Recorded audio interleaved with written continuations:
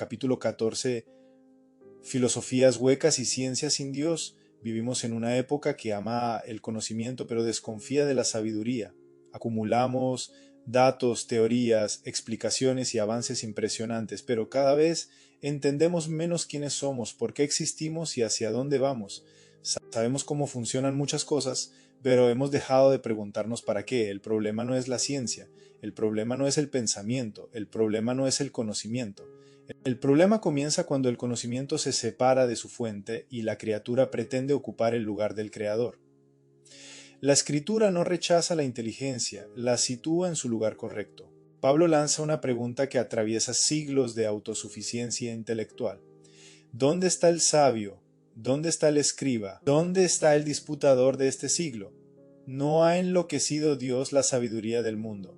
No está diciendo que pensar sea malo, está diciendo que una sabiduría que excluye a Dios termina volviéndose necia, aunque se vista de erudición. Porque cuando el ser humano se cree la fuente última del conocimiento, pierde el eje.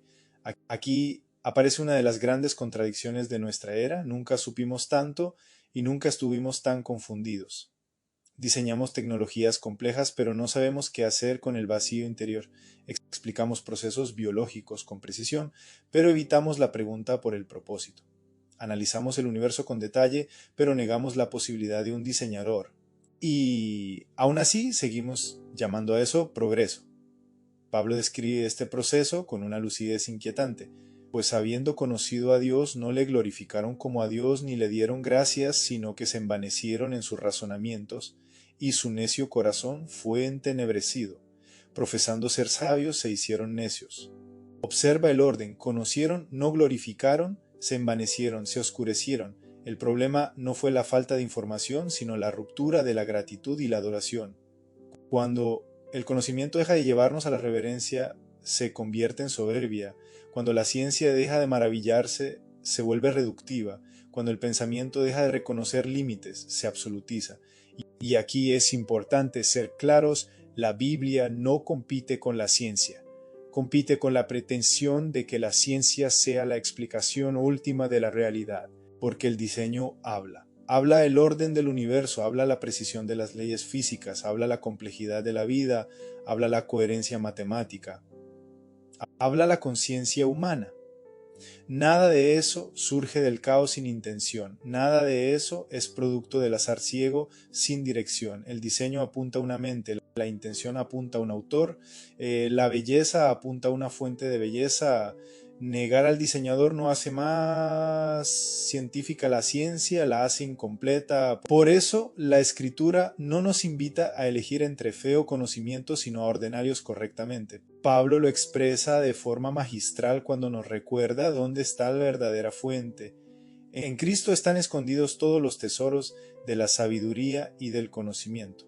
No algunos, no los espirituales, todos. Esto es revolucionario. Cristo no es enemigo del conocimiento, es su origen, su coherencia y su límite. Todo conocimiento verdadero, tarde o temprano, termina señalando hacia él, aunque quien lo descubra no lo reconozca.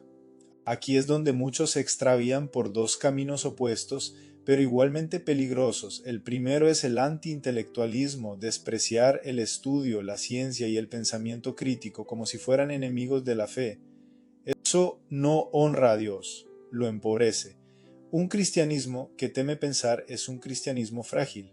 El segundo es el cientificismo, una fe disfrazada de neutralidad, creer que solo es verdadero lo que puede medirse, probarse o replicarse y que todo lo demás es ilusión. Eso no es ciencia, es una postura filosófica que excluye a Dios por definición. Ambos extremos son engañosos. El camino sano es el discernimiento.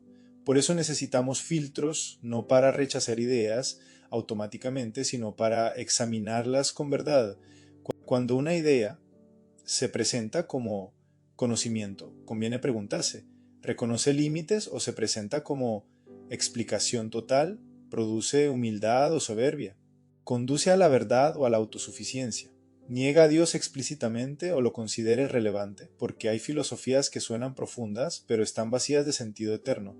Hay discursos brillantes que explican el cómo, pero nunca responden al por qué. Hay teorías que prometen libertad, pero terminan reduciendo al ser humano a materia sin propósito. Aquí puede ayudarte un ejercicio sencillo pero revelador. Frente a una idea, una corriente de pensamiento o una verdad popular, contrasta tres cosas. ¿Qué dice la Biblia? ¿Qué dice la filosofía o la ciencia? ¿Qué fruto produce en la vida humana? La verdad de Dios produce vida, orden, sentido, humildad y esperanza.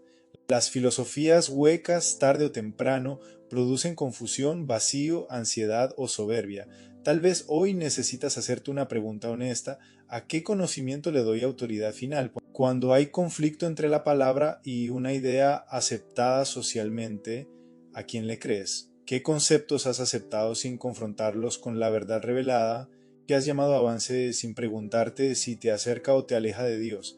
Este capítulo no te llama a rechazar el conocimiento, te llama a rendirlo, a ponerlo bajo la luz del Creador, a reconocer que pensar sin Dios no nos hace libres, nos deja incompletos. Padre, gracias por la mente que nos diste y por la capacidad de conocer, aprender y descubrir. Líbranos de la soberbia intelectual que cree no necesitarte. Enséñanos a pensar contigo, no sin ti. Que todo conocimiento nos lleve a la verdad y que toda verdad nos lleve a adorarte. Reconocemos que en Cristo está la fuente de toda sabiduría. Ordena nuestro entendimiento y guarda nuestro corazón. Amén. A esta altura del camino, algo empieza a quedar claro cuando Dios es excluido de la fe, del pensamiento, de la cultura. La confusión no es accidental, es inevitable. Y esa confusión tiene un nombre espiritual antiguo, pero vigente, Babel. En el próximo capítulo entraremos a discernir el espíritu de confusión, cómo opera, cómo divide, cómo mezcla lenguajes y cómo solo Dios puede restaurar la unidad en la verdad.